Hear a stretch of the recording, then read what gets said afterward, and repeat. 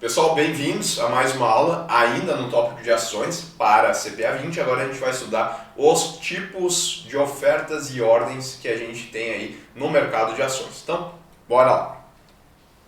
Vamos ver primeiro o IPO.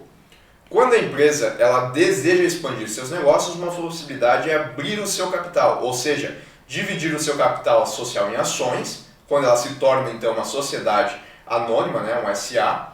E além disso, ela vende as ações a investidores no mercado primário. Essa é uma opção então que ela tem para arrecadar recursos e expandir os seus negócios. Esse processo de abertura de capital, ou seja, quando ela faz a divisão e vende essas ações pela primeira vez, é conhecido como oferta pública inicial de ações, ou IPO, do inglês Initial Public Offering, que é aqui exatamente essa sigla. Como é a primeira negociação desses papéis, ela acontece no mercado primário e também recebe o nome de oferta pública primária. A gente viu então que a empresa ela pode dividir o seu capital social em ações, aí ela se transforma numa sociedade anônima. Se ela quiser ir além e vender essas ações no mercado, a primeira vez que ela fazer isso, quando ela abrir o seu capital, se transformar numa companhia aberta, que suas ações estão sendo negociadas no mercado, isso recebe o nome de oferta pública primária, ou IPO, do inglês ali, que está na tela para vocês. Esse é o processo de abertura de capital, ou oferta pública inicial de ações. O investidor que deseja comprar essas ações deve se atentar para o período de reserva, ou seja, o tempo em que os investidores possuem para informar o seu desejo de comprar as ações. Essa manifestação de interesse é encaminhada à corretora em que o investidor possui conta e deve acompanhar ainda o número de ações ou montante total que o investidor deva utilizar para a aquisição das ações. Então, a empresa, a companhia, quando ela vai fazer a abertura do seu capital, ela vai anunciar para o mercado que vai fazer isso, que vai vender as suas ações. Mais para frente a gente vai ver que tem maneiras, inclusive, de ela fazer a precificação dessas ações que vão ser negociadas no mercado. Bom, o investidor que tem interesse em comprar essas ações, ele vai ter que reservar essas ações no chamado período de reserva, onde ele vai manifestar a sua intenção em comprar essas ações. Ele faz isso para a corretora aonde ele tem conta, certo? Porque senão, se ele esperar essas ações chegarem no mercado secundário, aí ele vai ter que comprar a ação pelo preço que ela está sendo vendida naquele momento. Se ele comprar antes, ele vai pegar pelo valor da oferta primária, e aí pode ser que ele ganhe bastante dinheiro, ou pode ser inclusive que ele perca dinheiro. Tudo depende aí de como os investidores estão olhando essa empresa, certo? Bom, caso haja um interesse muito grande no IPO da empresa, ou seja, muita gente está tentando comprar as ações aqui, é possível que ocorra excesso de demanda. Ou seja, há mais desejo de compra do que ações disponíveis. Nessa situação, para atender a todos, ocorre um rateio do volume ofertado pelos investidores, que registraram seus pedidos de reserva. Em outras palavras, cada investidor recebe um número de ações proporcional ao seu pedido, de modo que todos sejam atendidos. Então a gente tem uma situação onde todo mundo está olhando para essa empresa com interesse, está mandando as suas intenções de compra no período de reserva, e daí se verificou que a empresa não tem tantas ações assim para dar para tantos investidores, para vender para tantos investidores. Daí o que se faz? Se faz um rateio, ou seja, eu estou tentando comprar 10 ações. Se acontecer o rateio, eu vou comprar só 5, por exemplo. Todos vão ser atendidos de maneira proporcional. Isso daqui é um meio de resolver essa situação. Mais para frente a gente vai ver que tem outros meios, mas esse daqui é um dos mais usuais. Contudo, também há outras ofertas públicas, chamadas de ofertas secundárias. Mas, nesses casos, a empresa não está lançando novas ações. Na verdade, estão se negociando ações já existentes, colocadas à venda por acionistas atuais da companhia. Então, aqui nós temos aquela situação de ações que estão sendo negociadas no chamado mercado primário. No mercado secundário. No mercado primário é quando a empresa vende a ação, e os recursos vão para o caixa da empresa.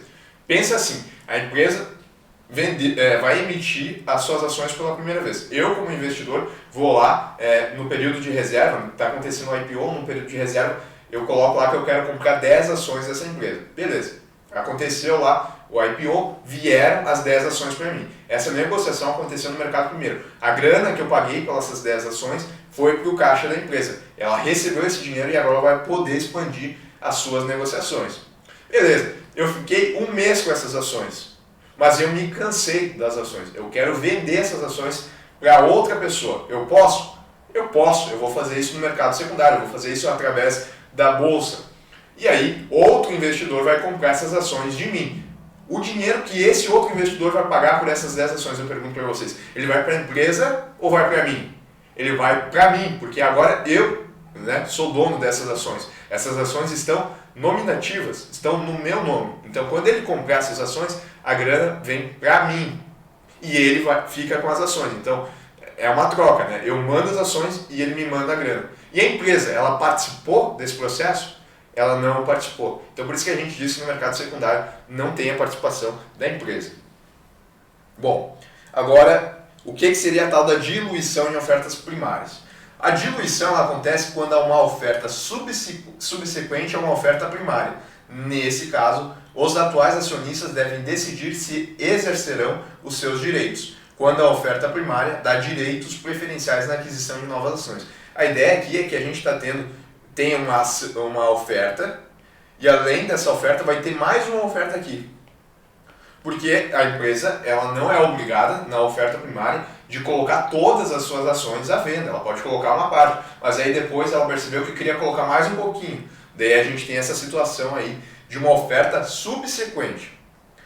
Bom, daí nesse caso os acionistas vão ter que ver se eles vão comprar essas outras ações que estão sendo negociadas na oferta subsequente. Para que isso? Para que eles consigam manter a participação dele no capital da empresa. Porque se na oferta primária ele tinha 10%, por exemplo, da empresa, quando vier a oferta subsequente, essa participação dele vai cair, porque vai ter novas ações no mercado. Então é dado esse direito aí dele comprar essas ações que estão sendo negociadas na oferta subsequente de maneira antecipada. Caso ele opte por fazer isso, a sua participação na empresa não é diminuída, porque ele vai comprar mais ações. Caso ele não faça, a sua participação na empresa diminui, ou seja, dilui. Então é exatamente essa situação aqui. A diluição acontece quando o investidor ele não exerce o direito dele de comprar as ações de forma antecipada em uma oferta subsequente a uma oferta primária. E os tipos de ordem? Vale colocar que para comprar ou vender ações, o investidor envia uma ordem para a corretora. O cara, quando quer comprar uma ação, ele não vai lá direto na empresa e compra essas ações. Ou eu, quando quero vender as minhas ações para aquele cara lá, quis vender minhas 10 ações para ele. Eu não fiz isso de maneira direta. Não, a gente intermediou. Eu mandei a minha ordem para a corretora e ele mandou a ordem dele para a corretora dele. A gente tem uma instituição financeira fazendo essa intermediação. Assim, há diferentes tipos de ordem, cada qual com suas características. De novo, eu mando a ordem para a corretora. O que a gente está colocando aqui é que existem diferentes tipos de ordem que eu posso mandar para a corretora. A Ambima, para as provas de CPA, nos cobra o conceito de duas. A ordem limitada e a ordem de mercado. Então, a gente vai entender o que elas são.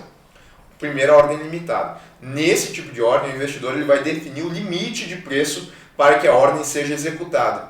Assim, para uma venda, o investidor vai estabelecer o valor mínimo para execução e em uma compra o valor máximo. Na prática, duas situações podem ocorrer. A gente já vai ver essas situações. Apenas imagina o seguinte, eu quero comprar, por exemplo, uma Petri 3, só que o detalhe, eu quero comprar. Só que hoje ela está sendo negociada a, vamos colocar aqui, 4,70. Mas eu quero comprar elas por um pouquinho menos, 4,65. Se eu mandar uma ordem limitada de 4,65, isso significa que a minha ordem ela só vai ser executada se o preço ele estiver no máximo em 4,65. Qualquer valor menos de 4,65, a minha ordem é executada. Qualquer valor acima de 4,65, a minha ordem não é executada.